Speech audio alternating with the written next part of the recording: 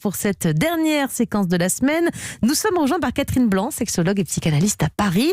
Catherine, on va finir la semaine en beauté avec une question de Wilfried. Je vous dis ça, j'ai même pas lu la question encore. On va voir de quoi il s'agit. Ma copine. On fait confiance à Oui, Wilfried. j'ai dit en beauté, j'espère que c'est intéressant, on va voir ça. Ma copine me fait une scène à chaque fois que je regarde une autre femme dans la rue. Je lui explique pourtant que ce n'est pas parce que je regarde d'autres femmes que je souhaite sauter sur tout ce qui bouge.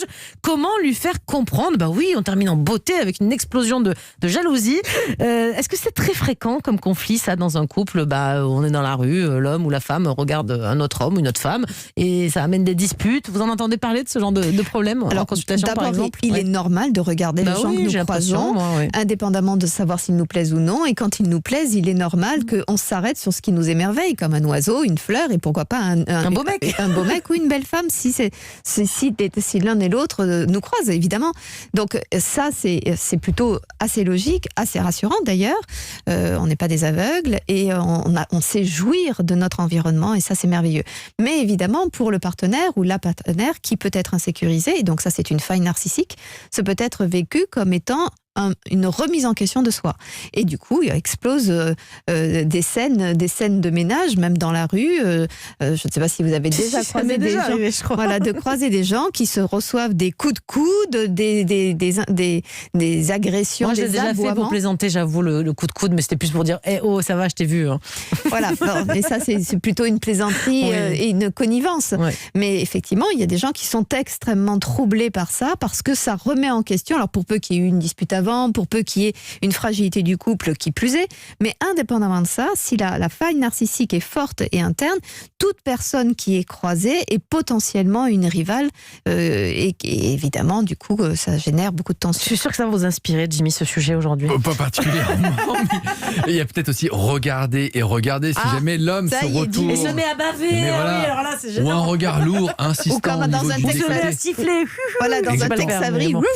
Mais justement, où se trouve la limite ? Qui la fixe ? À quel moment on considère que c'est acceptable ? Regarder dans les yeux, un peu plus bas. 2 secondes, ça va. À partir de 5 secondes, ça devient louche. Est-ce qu'il y a un chronomètre ? Est-ce qu'il y a des règles, justement, non, de bon savoir usage ? comment mater tranquille. Non, c'est pas du tout. Au regret de vous donner le mode d'emploi exact, je pense que on aurait bien aimé pourtant. C'est l'émerveillement reste l'émerveillement, et après il y a le côté lubrique. Quand est-ce qu'on est émerveillé ? Quand est-ce qu'on a un regard lubrique, appuyé, pénétrant ? Et je fais exprès d'employer ce terme-là. Donc c'est un peu de là dont il s'agit, c'est-à-dire à partir de quand je suis plus là où je suis, j'ai coupé ma conversation, je sais pas de quoi on me parle, je suis d'ailleurs agressive, ou je m'éloigne de ma femme pour avoir l'air célibataire.